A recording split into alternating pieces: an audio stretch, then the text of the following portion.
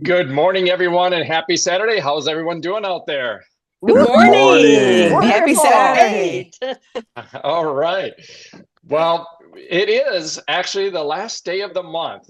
February is 28 days, and today is Saturday, February 28th, and we are ready to roll here. For those that are new to Voices of HealthPointe, this is where a number of us get together live from 8 a.m. to 9 a.m. Eastern Standard Time, which means it's quite early for people in other time zones that are joining us. Thank you for that, getting up very early. And we get together and we talk all things health and wellness, specifically the HealthPointe program. So in this group, in this Zoom, are practitioners, that is clients, that is prospective clients, that are coaches and encouragers. We are all like-minded and love to get together. And the way we handle this typically is we have a little bit of structure with some docket items in the beginning, and then we get into just a fun, kind of a free-for-all discussion. And before we know it, the hour is up. For those that are not able to or choose not to join the 8 a.m. Eastern Standard Time, you can catch these episodes on YouTube. Just look up Voices of HealthPointe. And we also have been doing an email summary that I know Carol gets out to folks as Yes. well. So you can click on things there. Yeah. So it is available for review later if you want to do that.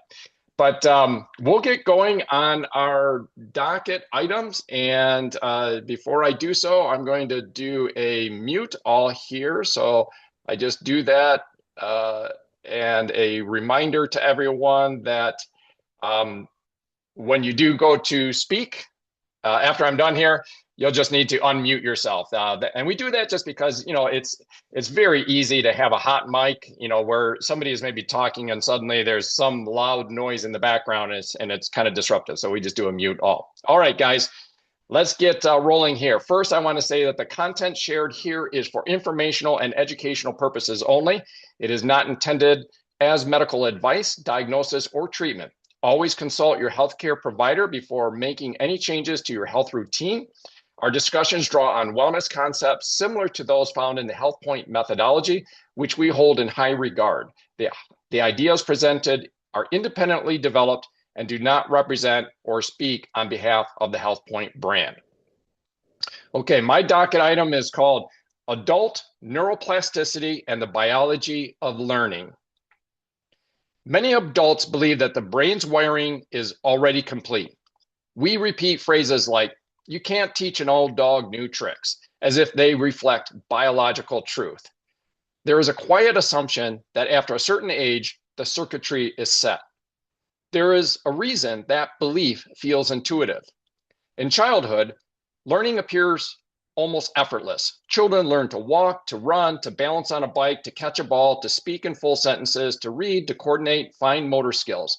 Much of this mapping happens through exposure and repetition within a highly permissive brain. Neural circuits are rapidly shaped by experience, often without deliberate focus.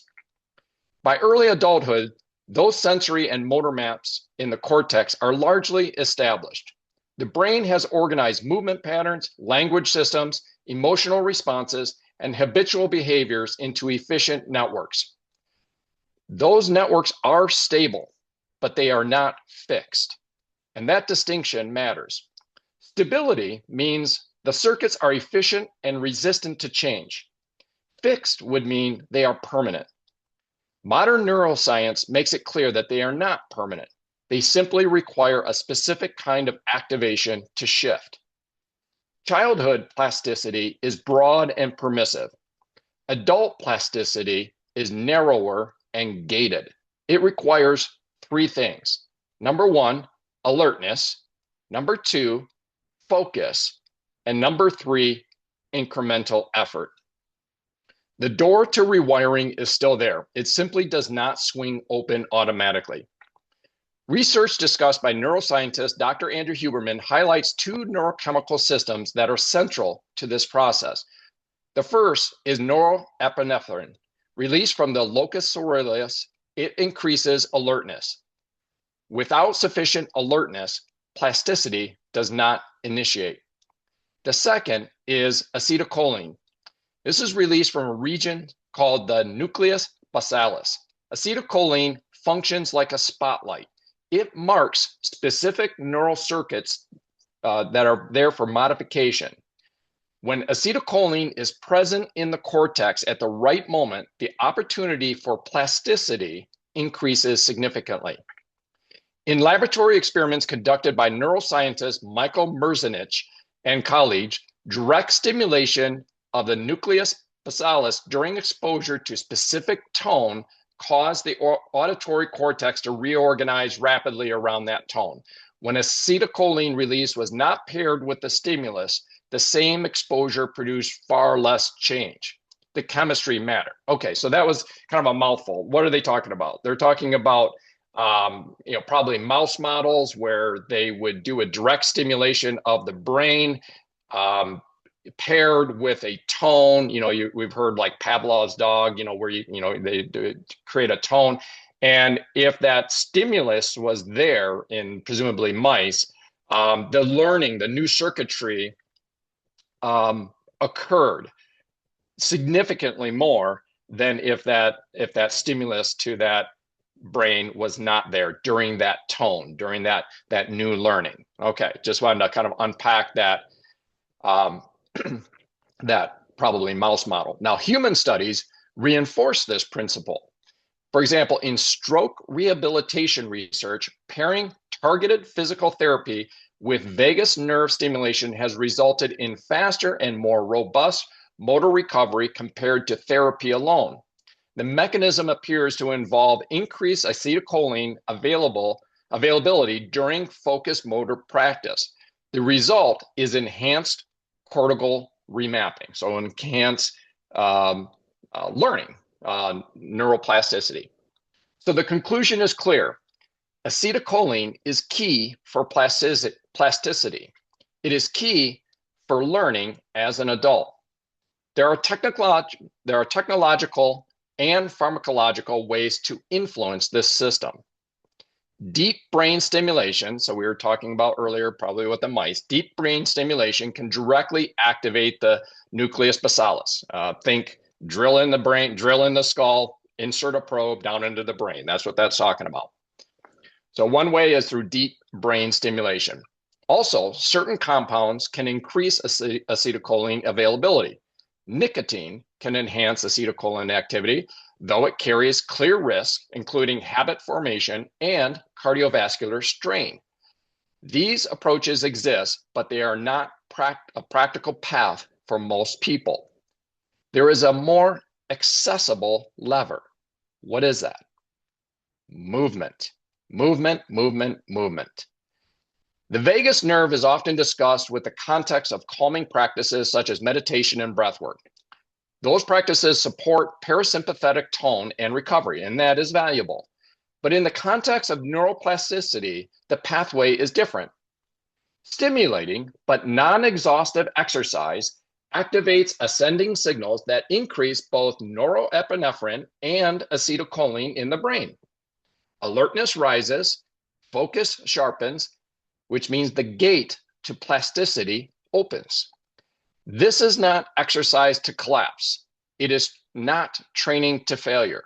In fact, exhaustion may shift the system towards recovery rather than learning readiness in that moment. Okay, so just a distinction here. Nothing wrong with exercising to the point of exhaustion. There's a time and a place and a path for that. But in terms of the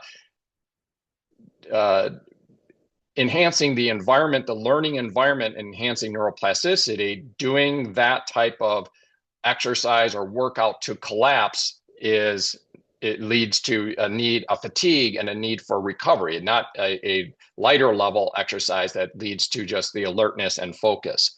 Okay. So again, this is not exercise to collapse. It is not training to failure. In fact, exhaustion may shift the system towards recovery rather than learning readiness in that moment. Instead, it is brisk walking.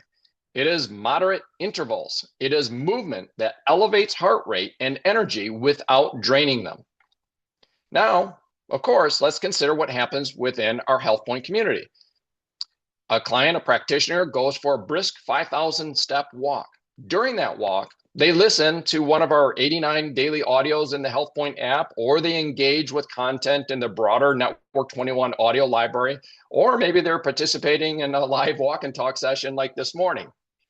Without necessarily intending to, they may be aligning precisely with the biology of adult plasticity. Movement elevates alertness through norepinephrine. Vagal pathways contribute to acetylcholine release. Focused listening narrows attention to specific ideas. Incremental exposure across days reinforce those circuits, and later sleep consolidates the structural changes. Dr. Huberman emphasizes that the actual rewiring of the neurons occurs during deep sleep and REM sleep. The effortful learning experience marks circuits for change, but the sleep stabilizes and strengthens those modifications. So sleep, good sleep is very important for that, of course. So HealthPointe asks us adults to learn new behavioral maps, structured grocery shopping and planning, intentional meal preparation, daily walking, social navigation with new defaults in terms of maybe going out to eat with friends. These are not superficial adjustments. They are cognitive cortical updates. Just as walking once required intense concentration and now requires none, new patterns can become automatic. But they do not become automatic through passive exposure. They become automatic through alert, focused, incremental practice paired with recovery. When viewed through this lens, brisk walking while engaging in meaningful learning is not merely efficient, it is biologically coherent with learning and growing. Movement becomes more than steps. It becomes a signal to the brain to learn. Learning becomes more than just information. It becomes new neural pathways. And HealthPointe becomes more than a simple 6-week cycle program. It becomes a structured environment for adult plasticity. Okay, that's my narrative piece. If anybody wants to comment on it, unmute yourself. And of course, we'll be moving along to our next docket items. You know what? I don't even think that I went through our docket items. So apologize for that, guys. I kind of missed that in my preamble. So it'll be a surprise to everybody what we're doing here. So anyhow, any comments on that? I think that article is so spot on, HealthPointe. And two things that really jumped out at me was when you talked about the vagus nerve and then you talked about walking. And I've always talked about when you walk, that's exercise for your intestines. So if you have a slow digestive system, get in the habit of good power walking or, speed up your walking. And I think that you'll find that that will help. And the other thing that really rang out, Eric, was the encourager model and how that constant when you're doing something and then the encourager. You said something in the front end of that article. I can't remember explicitly what it was, but all it did was it just rang out to me the encouragers, the encouragers, the encouragers, and how they change that mind a little bit at a time. So you might be able to give the technical term, but those two things popped out at me. So that was a great article. Thank you. Yeah, thanks, Carol. And I tell you, as I was going through and putting this together, I thought many times you came into my mind because of your consistency with your power walking. And also you mentioned many times, this is your time where you listen to audios, right? Yes. And so that is, without maybe all of us knowing yet, and in your example there, you're out, you're walking, you're power walking, you're handling, you're opening up those gateways to the ability for your brain literally to remap because you're through that vagal nerve, it stimulates norepinephrine, which it creates, and we all know this intuitively. We know what we feel like if we've sat on a couch for multiple hours. We don't feel more energetic. We feel ugh, right? We feel blah. But you get out and you do some power walk, and we always say, "Oh, get the blood moving." Well, it's more than the blood. You're also stimulating that important chemical of norepinephrine, which creates an alertness in the brain. It kind of creates that kind of that buzzy alertness when you're out and you're walking, you're power walking. And then secondly, it's stimulating the release of the second chemical, acetylcholine. And acetylcholine is that it's interesting. It's released. If anybody's looked at the imagery of the map or a map of the kind of the brain, there's a we talk like about the amygdala. Amygdala is about the size of an almond, and it's kind of what people refer to as a lizard brain. Kind of just in front of that is where this um, nucleus basalis is, and that's where the kind of a more of a meshy, similar size area is. Sorry, I'm getting into the weeds here with some detail and some science, but that's where that acetylcholine is released, and that says to your neurons, get ready to learn, get ready to rewire, get ready to reform new pathways. So whether you're learning to play a piano or learning how to speak differently or learning anything, it's signaling during this power walk, this is a time to learn. This is a time to remap the brain. So I thought of you a lot as I was going through this, Carol, because you've commented many times about, power walking and listening to audios. Well, and after these types of things on Saturday morning, you come home and you just feel like you want to take on the world because you've got so many things running through your brain, so many possibilities. And what it does is it puts your brain in the state of possibilities, not, oh, this won't work, that won't work, all the impossibilities. It takes the M out of the possibilities and makes you really want to go forward. And that's all, that's very scientific. But I think we as novices, all we need to do is listen to that and then listen to our bodies to say, yeah, that's exactly what happens. You don't need and it's great to have that. And I wish I could remember all that stuff like you do. But I think that whole process just automatically happens. And then when it happens to you and you start recognizing it, you start seeing the value and then you continue to repeat it because you're looking at all the benefits of what you're doing, whether it be walking, listening to an audio, doing your walking early or whatever it is. So. Mm-hmm. Yeah. Yeah, and that brings up an interesting note on this too, and that is that environmental time of optimal learning does last for a number of hours after this power walking and so forth. So this is not just during the power walking. I think the research shows it can be up to several hours, certainly a couple of hours after your walk. And again, Carol, we don't need to know the science to understand this. That we all know this experientially, and you've talked about this when you come back from a walk and, you come back maybe into the house, your energy levels, how you feel, how you're thinking. It's like you say, the possibility thinking is there. The energetic learning is there. And you're not going to get that same effect sitting on a couch for 4 hours. That's the point here. And so it's consistent with the HealthPointe methodology.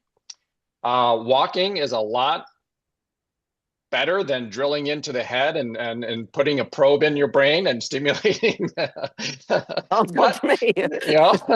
I guess there's those options out there for those that want to do that.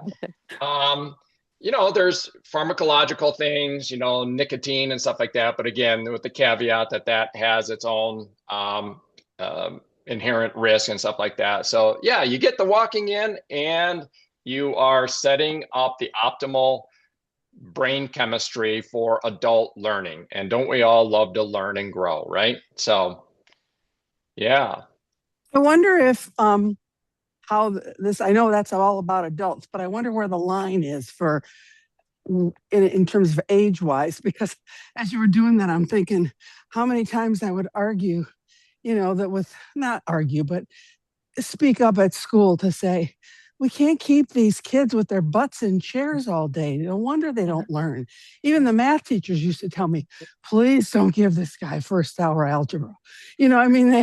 Because they're not even awake yet. So I don't know how I would look if I was still in counseling. I'm not going to do time on this now, but I would look into at what age is this really kick in?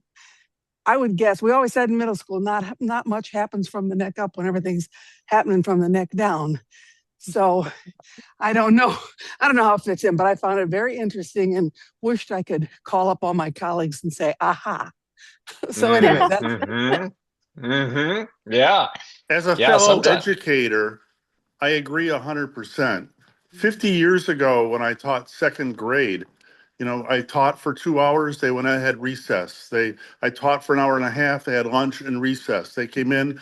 I taught for an hour and a half. They had recess, and I taught for an hour and a half or something, and they went home.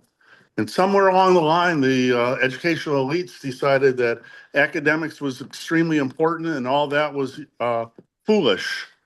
And in my early intervention work that I did, I would bring all of my special needs students together once a week, 2 and 3-year-olds, for a group time, and part of it was a gym time.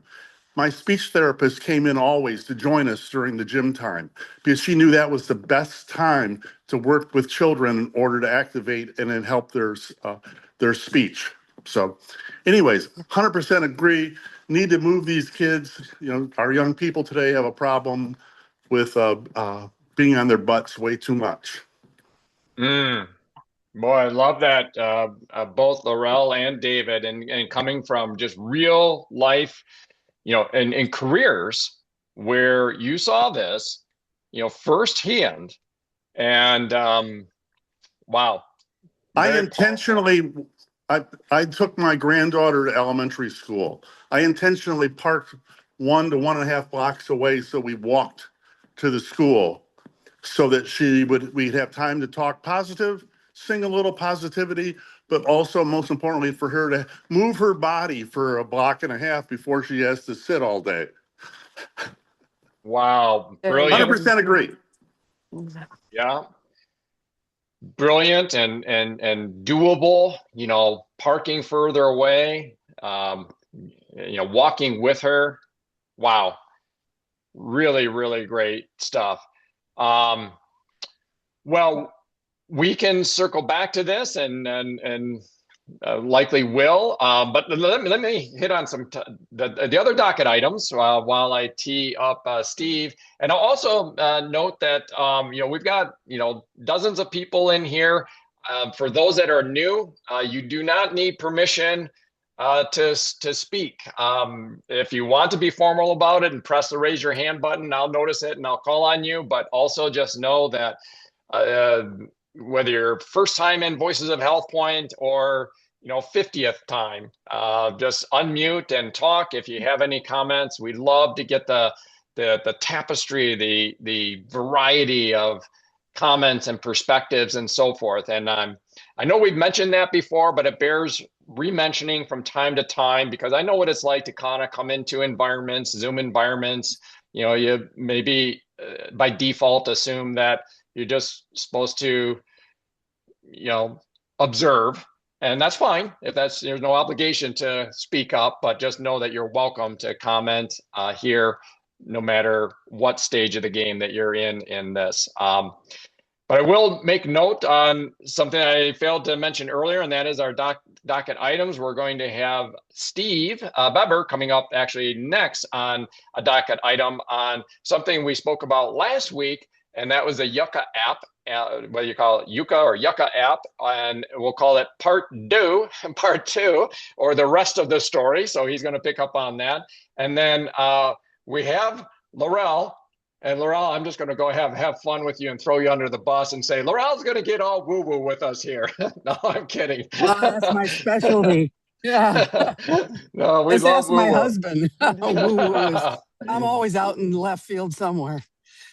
Oh, I'd love it. No, but Laurel is going to, she's kind of digested a couple of articles on the science and practice of awe, as in AWE.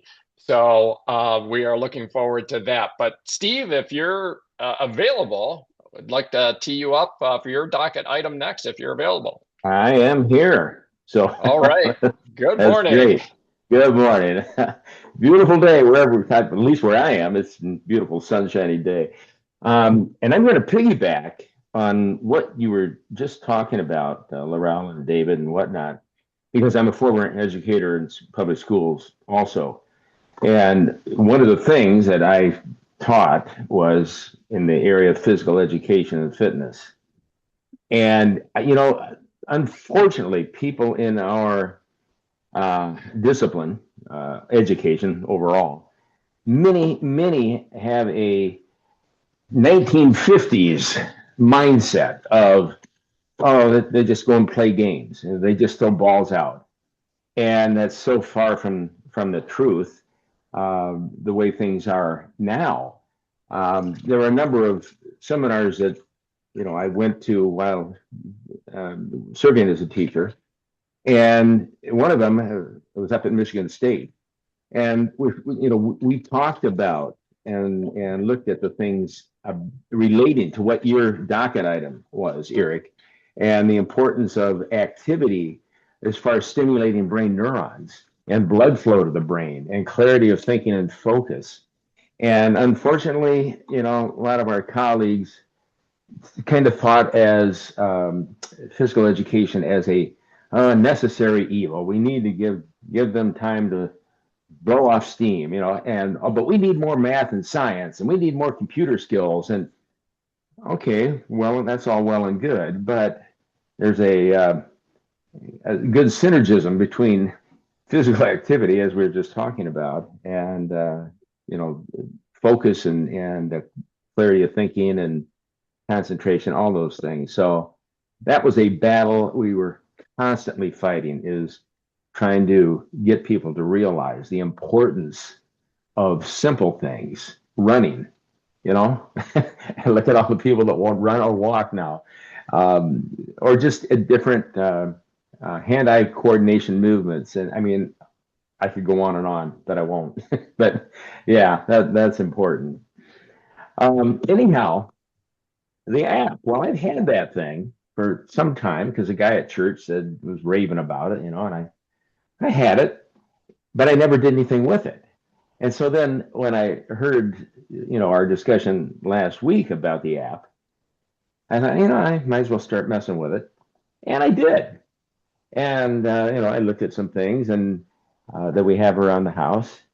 And, there were some things I thought, no, really, that's not rated really good. And, I'm digging into it a little bit.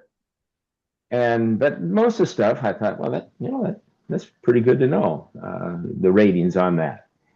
Well, obviously, I'm thinking, I wonder how our products are good. What do they look like? And first, one of the things I did just for fun, Hostess cupcakes at the store. I clicked on Hostess, and of course, it rated 0 out of 100. No big surprise there, really. Well, what was a big surprise was some of the things we clicked on, and that was kind of alarming to me. First, some things they said, we don't rate, well, nutrition. We don't rate other, for example, hydration drinks, but yet they did. For example, I tried our post-workout recovery. Great product, good things in it.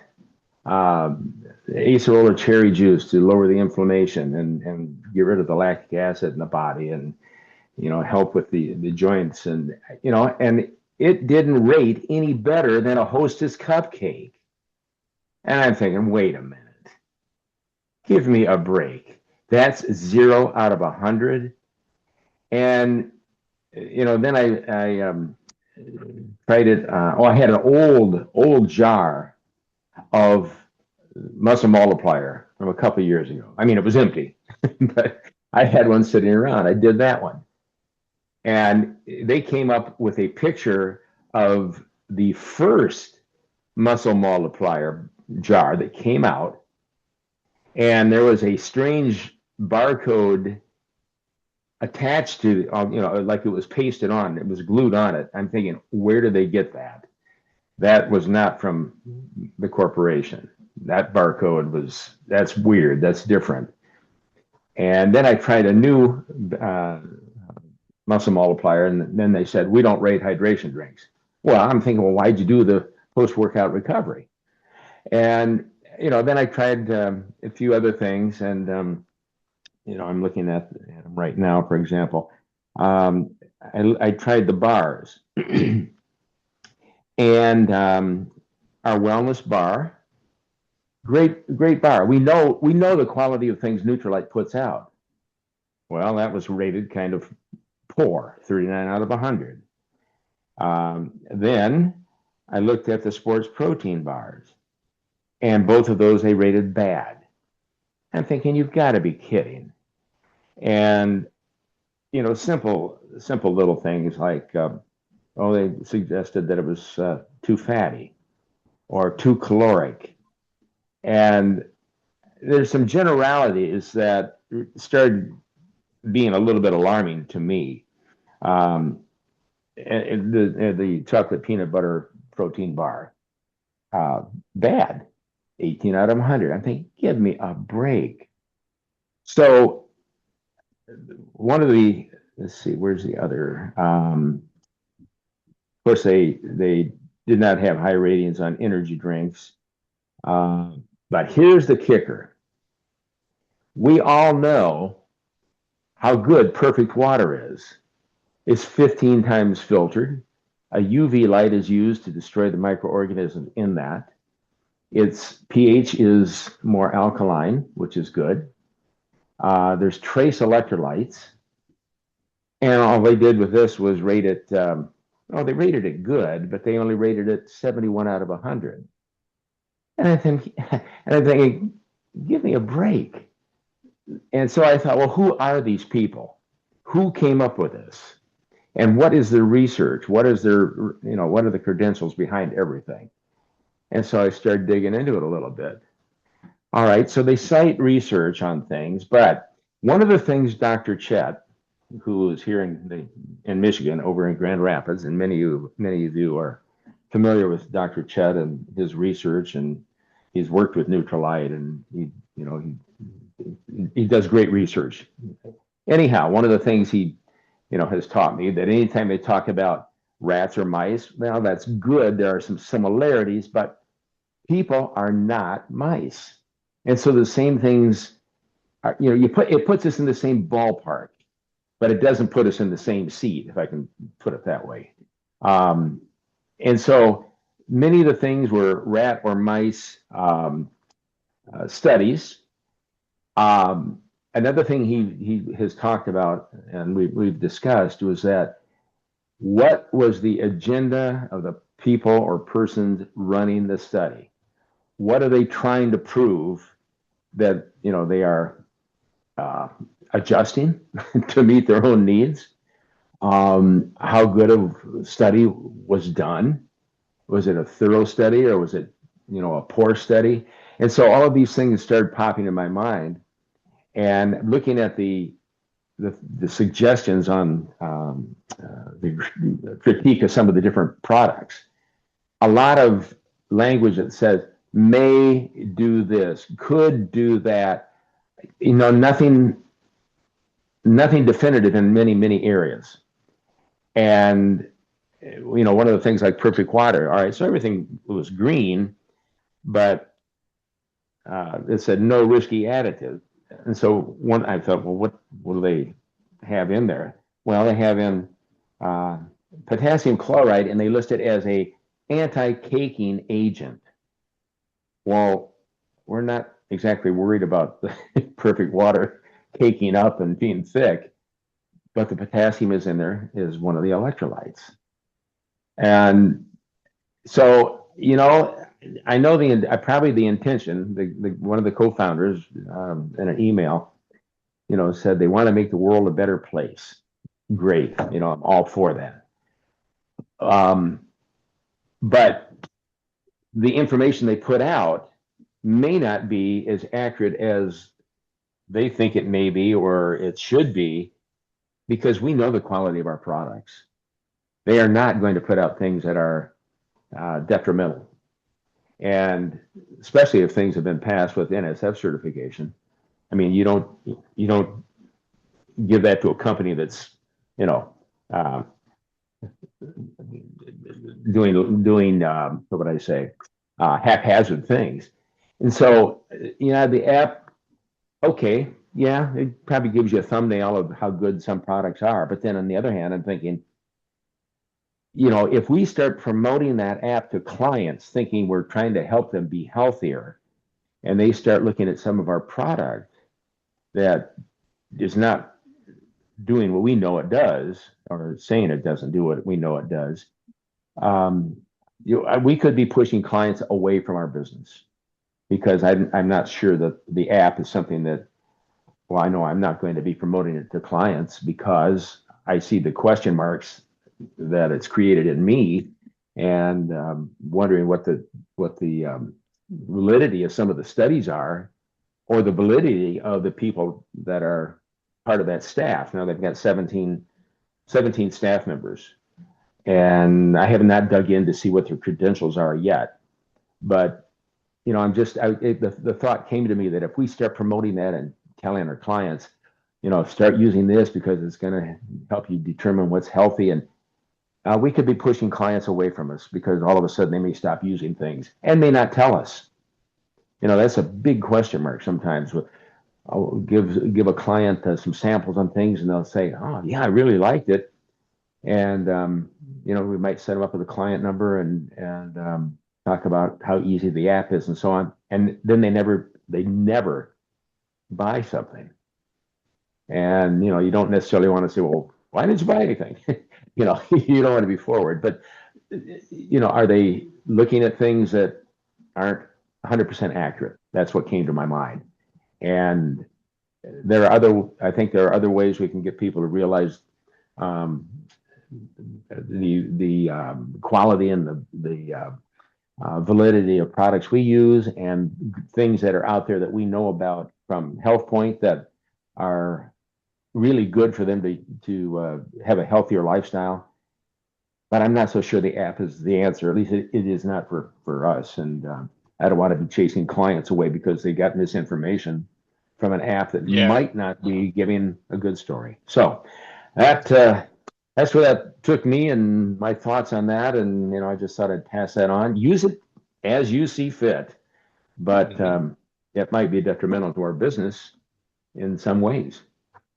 So just thought I'd share. That's great, Steve. It's such a great environment here. We kind of workshop a lot of things. Throw things in. This is a cohesive mindset here. Very established system, very evidence-based programs, and we're in an environment where every 24 hours or every 24 minutes there's something new available, whether it's an app or a tool or something like that, and to kind of workshop it, particularly the more popular ones, and just kind of compare and contrast. As you were going through that, Steve, I thought in that same breath, that same segment last week where we were talking about this app, which again can have some benefits, but we also threw the caveat of check with your coach on that, right? I think it was in that same discussion we were talking about how the standards for the quality of the focus and energy product was such that a container, one form factor, has NSF ratings, but the same product just in a blister pack had not yet had the NSF rating. So that is the stringent standards that Neutralite subjects its products to. And certainly I'm going to, put the trust and confidence in those types of standards and those types, that historical integrity and so forth. And I'll look at other tools and things. I mean, we always talked about Dr. Google too, right? Does that mean that Google's horrible? No, but it just means that if you've got a pain in your hip or your earlobe, Dr. Google may have some insight, but you might want to also, bounce it around with your physician and do some additional, don't go taking action, or like you said, not buying a product because Dr. Google said that it's not going to to do such and such. But no, that's great, Steve. Thanks for circling back around on that. Any other comments before we move to Laurel? I want to tag on that because when he sent that over to me, one of the things I will look at all of that stuff and filter it through my own process because I know about Nutrilite, I know about Excess, I know about Amway products, and I know about their scientists. And my first question would be, what scientists put that particular product together versus the scientists that work on our behalf, hundreds and hundreds of them, years and years of research. Stanford University, they hire them to do anti-aging, all of these credentials that we have. And when they're talking about other products, or they have no clue of the background and credentials of our products, they just are coming with a very, very limited view. And I think I like when I'm talking to a client, in particular, a new client, but any client or IBO, I love to talk about our share button because the share button is the gospel truth of what Amway Corporation, Nutrilite, Excess, or any of our companies stand behind legally. And they also show the NSF certification. That's a legal certification. And my first question would be on any of the products, which ones have NSF certifications on what they're judging? I don't think Ho Ho Cupcakes does. Even certifications of other products out there. And we've got a tool that Amway spends millions and millions of dollars on backing up. And we all know that Amway Corporation is about as conservative in their claims as you can possibly get. They are super squeaky clean. And so we don't have to say it. All we can say is rather than sending them to an app, which I wouldn't, just for the very reason that Steve so eloquently brought out and Dave brought out last week, and it's all good. But it is also to bring us to the understanding of the limitations that they have in their understanding of the products that we represent and the scientists and the background and the 90 years of no recalls. I mean, good grief. Products have been around for a year and you're comparing them to a 90-year-old no recall product. I mean, there's no sense in it. So I just think let's use the valuable tool that Amway Corporation gives us when we're talking to especially a new person about a product or any person. It might be a person that's been around for a long time. If we just talk about a specific supplement or a specific product, just say, hey, let me send you a share button. Amway Corporation will explain. They have videos on there. They have scientists. They have specialists. And the beautiful thing is they stand behind everything. So I just go back to that platform. Yeah, that's that's so true. So, and boy, when you say they are squeaky clean, that is an understatement. Sometimes you have to beg them to, come out and actually just say what is the truth, but they have to give it in every context and every consideration and every marketplace, and a lot going on. And we so value that integrity, but sometimes it's almost frustrating because it's like you guys should be shouting this from the rooftops, and instead there's this very vanilla statement that can have no repercussions against it. I'm going to take not a contrarian stance on this app and the products and stuff, but maybe just a little bit different context to kind of at least in my own mind, and I don't know if this will be relevant for anyone else in this in this Voices of HealthPointe. But look, if I've got a client, a prospective clients, let's just paint the picture here of, we call it HealthPointe, not DietPointe, all that as a caveat and stuff like that. But let's just say I've got somebody that is struggling with their weight. They're struggling with their health. They have they want to lose weight. Let's say that they're obese. Let's say that their lipid panel numbers are scary. They've got visceral fat issues that their doctor is discussing, and they're coming to me for help. Okay. In our model, we know that I call it boxes and brains. They get my brains, my coaching, in exchange for boxes. These are products, typically subscription basis, typically a starter pack of 4 of the foundational products, double X protein powder, probiotic, and omega. And that's almost all the discussion for most people initially, because look, here's the alternative. And I'll just speak for myself. As a board certified health and wellness coach, you have an alternative from a compensation standpoint. You can pay me the going rate, $500-600 a month, typically a 3-month package. So you can give me $1,500 to $2,000 a month to get 2 sessions with me and some email support, and I'll guide you through that. No products, just my guidance. There's that option. Or you can pay a fraction of that. That package comes up to $193, and you get products. These are meals in the case of protein powder. So these are affecting your budget positively. So it's not even a net expense of $193. Furthermore, independent of an app saying something about the product, and we recently had this, Carol, I know you're in the channel with a client that just didn't think she kind of liked the taste of one of the vanilla protein powders. You know what's so fantastic? She didn't have to explain herself. I said, we can get an exchange for that. We went in. It's almost too easy. The corporation makes it almost too easy. You don't have to explain yourself. Here's a 1-click button. It credited her credit card back. We replaced it with the other whey protein powder. She's off to the races. No drama. Simple. No, keep your receipt. No, they didn't even require her to send the product back. Right. Okay. It's like, hey, you don't like the taste of this, whatever of it, doesn't matter. Boom. Story over. Let's move on.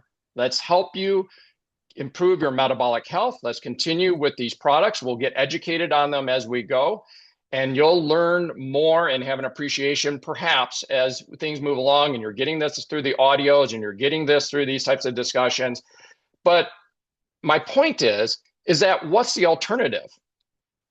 The alternative is you can pay a lot more, or you can do nothing, right? That's always the alternative too. And, perhaps pay a lot more in medical bills later when your health is failing and causing stuff like that. So I value so much the position and the strength of the corporation, the scientists, and the efficacy and the trust in the products. But when it comes down to working with a client, candidly, I mean, some you do, but it depends on personalities, but I don't hyperventilate over the products at that point.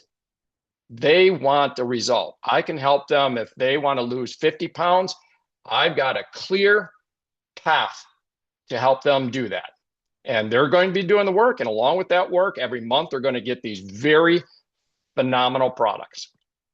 And that's kind of it at that point. The rest is something that I enjoy researching into, but I really don't cover too much with them. Now, all that said, I think this is all very valuable on this app and other tools and stuff for us collectively to be aware of these things, because we do lose clients sometimes because of some silly information or a podcast. That's the other thing. A podcast says, well, what about this? And you're like, oh, good grief. All right, let's deal with that.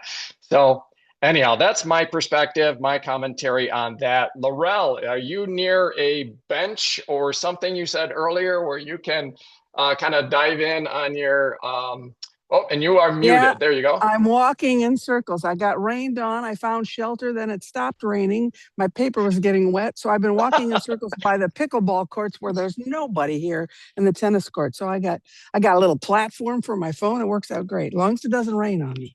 So awesome. Anyway. All right. So now we're going from the science to you know, you don't, even though I've got some studies in here, I don't need a study for me to know that this is true because I experience it. And I think most people will probably find it the same. Anyway, it's about awe and the science and practice of awe, AWE. And first of all, let's get a definition of that for this purpose.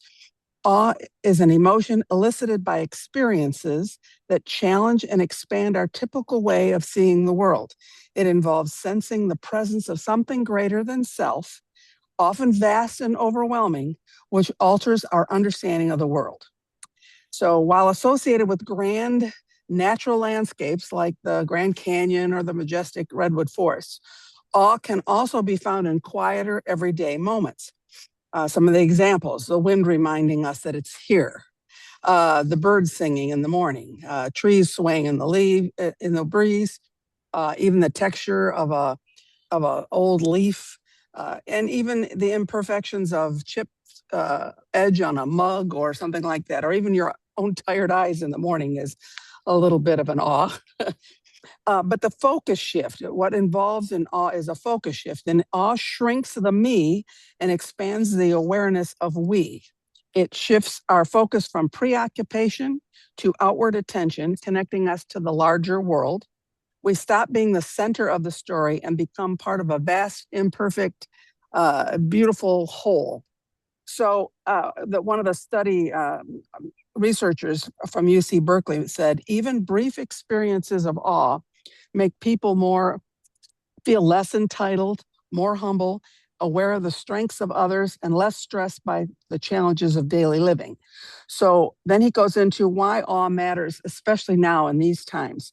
It's an anecdote to a lot of our personal or our modern challenges, because awe offers powerful solutions to common struggles. And four of the struggles he mentioned was digital overload and distraction.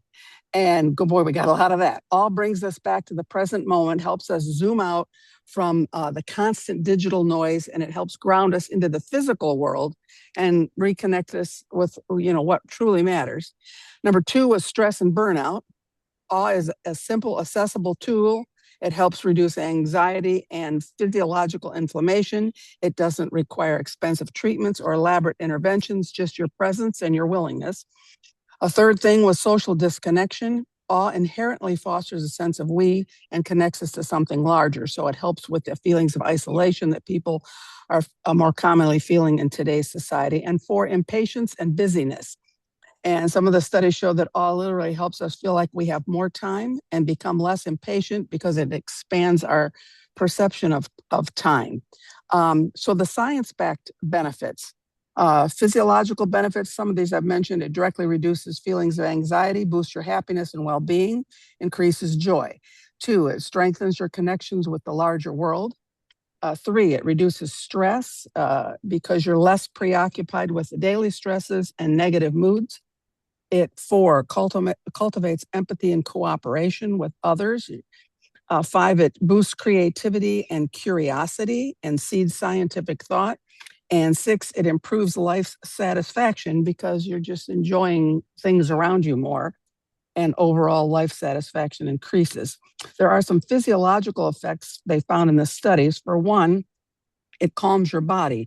A study discussed in the emotion literature found that people who regularly experienced awe had significant lower levels of interleukin-6, which is a key marker of systemic inflammation tied to aging and chronic disease. And also there's a term, and I don't know, maybe you've heard of it, I hadn't, called the small self effect. And it says, when you feel awe, your brain shifts from being self-focused to outward attention, and it reduces your stress and cultivates empathy and cooperation. This is a tangible physiological mechanism that explains why awe often leads to such profound effects. And thirdly, a 2012 study in psychological science found that when people experienced awe, they felt like they had more time, they were less impatient, and they were more generous with their attention. So awe doesn't just change how we feel, it changes how we live in time. The small self effect is a core mechanism behind awe's benefits. It isn't just a feeling good thing. It's a physiological shift in the brain function from self-focus to outward attention, and explains why awe leads to empathy. So one of the most empowering aspects of awe is its accessibility, obviously. It's found in everyday moments, not just the Grand Canyon. It doesn't require travel, money, special equipment, just your presence and willingness. Even brief moments like a 2-minute pause can have significant effects on your mood, your biology, and a sense of meaning. And it doesn't require perfection. In fact, the real beauty lives in the things that are not flawless, such as an old bark on a tree, or maybe things that are broken, or things that are just starting to grow. So they gave you 3 examples or 3 suggestions how to practice awe. One was taking awe walks, which I kind of think what we do is awe walks, although we are listening to something when we do this, but usually I'm still walking when we finish. So that's a good time when you can stop and just enjoy. It says simply walk in your neighborhood and notice things that inspire wonder, like the light coming through the trees, the patterns in the clouds. Today it was for me, the raindrops, architectures of buildings, and just people passing by. So that's one, an awe walk. The 2-minute imperfect pause, awe pause, is another thing. It says this can be done anywhere, anytime. 4 steps. Pause. You find a quiet moment in your day, on a walk, by a window, right before you go to bed. You notice something that's imperfect, what's not polished, but still full of life. And try to see beauty in the details. You zoom out and ask maybe what part of this connects me to a larger story, like, what's the history behind that, or just think about how you fit with that, whatever it is you're looking at. And then it says, let it land. Don't try to figure it out. Just breathe, be with it. Kind of a little bit of a meditation kind of thing, and just be aware that it's there. And it says repeated micro doses of reverence. I liked that term. Have macro effects on your mood. Microdoses of reverence have macro effects on your mood, your biology, and your sense of meaning. And then the third one was one we talked about before with attitude, just kind of like maybe taking 15 minutes to journal something, to write down some experience you've had that's been awe-inspiring, and write it in detail and kind of revisit it. And even that can later come back and reread it, and it still has the same effects to you. The research is clear. Awe is accessible, powerful, and transformative. And it doesn't require a mountaintop, a grand vacation, or perfect conditions, just your willingness and your presence. And in a world that often pulls us towards distraction, awe brings us back to the present moment, helps us zoom out, reset, and remember that we're part of something larger. That's the quiet miracle. For a moment, nothing is wrong, and we're rooted, aware, and folded into the natural order of things. And they challenge you to sometime today, try to do a 2-minute imperfect awe pause. Then sometime this week, try to go on an awe walk. Well, we all do that. And sometime this month, try to journal something like that and just see if you notice how you feel. So that's it. There's my woo-woo for the day. Jeez, that was so good, Laurel. Yes, I see a hand raised with Jerry and Sharon Webb. Please yes, go. Yes. Okay, thank you. Oh my gosh, this was just the best ever. I can't tell you how valuable today has been for me, and what a fabulous voices of HealthPointe. I just want to say, I think I'm going to nominate Steve to be the NSF for the Yuka app. Have they been certified? I mean, we are actually certifier. We can do our own certification of things that come across us. We're not dummies. All of us on this call are either interested in finding out more about nutrition or have spent years doing it. So we're not stunned when somebody doesn't know how to rate our products. And so, Steve, I nominate you to be. We can't be called NSF, but Steve's going to be the chairman of the board of something that rates apps. Thank you, Sharon. I appreciate that. Oh my goodness! And then Laurel, you're all. Oh my goodness!